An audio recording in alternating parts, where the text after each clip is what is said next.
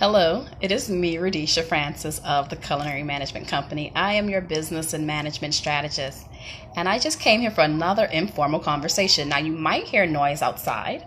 I'm next to an expressway, so you might hear traffic, sirens, things of that nature. Please ignore to the best of your ability, and this is the best lighting that I have for today.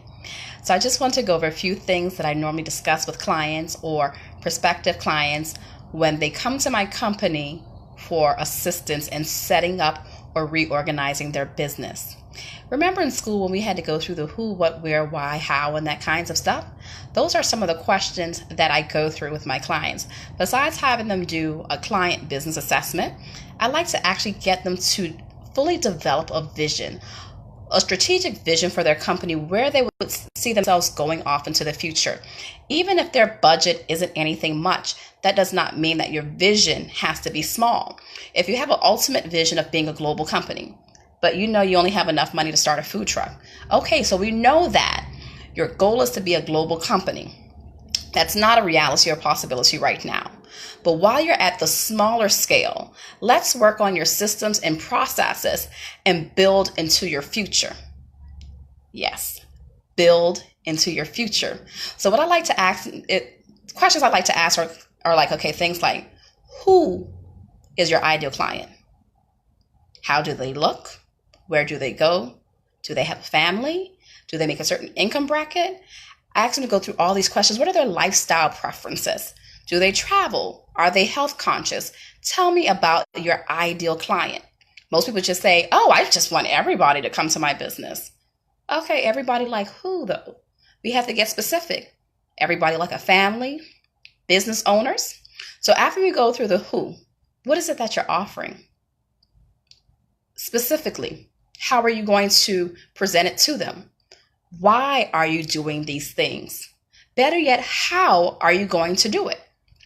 And of course, I go through it in more detailed than I'm going through right now in this video.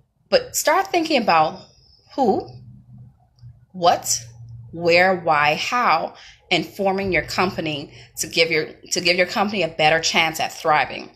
Another thing that you can do is a lot of people depend on food sales alone for some reason. I don't know why. In the food industry, people believe that the food is their business, not really understanding that the food is a product that their business offers, but it is not their business. Another thing is that depending on your food sales alone, it's not wise in the food industry, and good food will not bring people in the doors. Yes, I said that. Good food will not keep people coming in through the doors. You will probably have to take some of that home, give it to charity, or throw it away. You need to understand business. A culinary business is an actual business. You have to deal with marketing. You have to deal with accounting. You have to deal with cost control, inventory, purchasing, hiring, legal concerns. There's so much more to business and the food industry than just food. But on average, most people think it just has something to do with the food. So if you're a person who's a chef or you just deal with food and you love good food, it would be good to have a business partner who has a business mind. So a business-minded person and then a culinary trained person will make a good partnership for a business versus just someone who likes cooking food. Because I also tell people, if you just like to cook food to make people feel good, you can do that at home. You have legal requirements when you have a food-based business.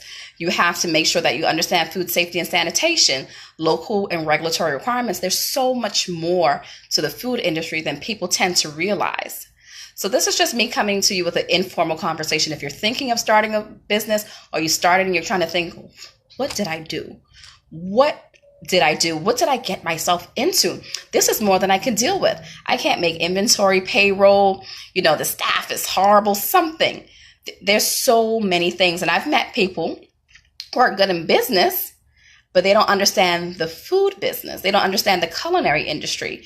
And I live, breathe, and study culinary. I mean, it is my passion. I used to be a professor.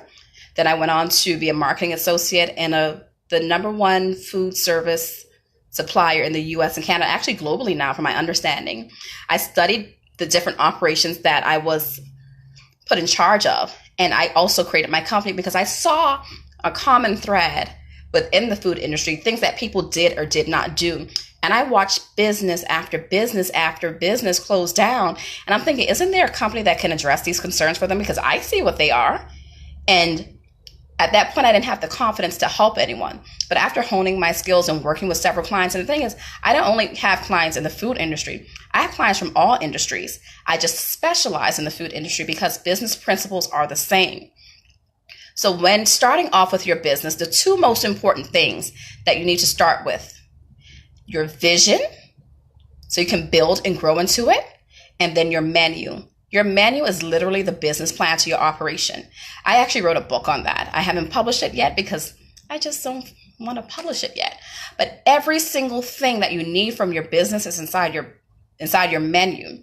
But the sad thing is that most people leave their menu for last. I mean, it makes no sense to me, because how would you know what equipment to purchase?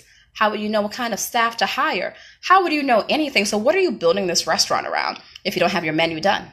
Your menu, if you have an intellectual conversation with it, literally tells you everything that you need to be successful. So this has gone on a little bit longer than I expected. I've been here with you for a little over 6 minutes. So I'm going to end this video for today. And thank you for listening, and share your feedback with me and your thoughts. What do you think? Is there something that you need help with? Is there a particular business that you think needs help? Well, let me give you my contact information. Again, my name is Radisha Francis, and my email is corporate@culinarymanagement.co. And again, that's corporate@culinarymanagement.co. You can also visit my company's website, and it's actually going to be updated to be much nicer and more informed at www.culinarymanagement.co. That's www.culinarymanagement.co. Now, if you go ahead and put .com, you won't get my company. You won't get that at all. Another company purchased and they want me to pay thousands for it, and I won't. Enjoy your day.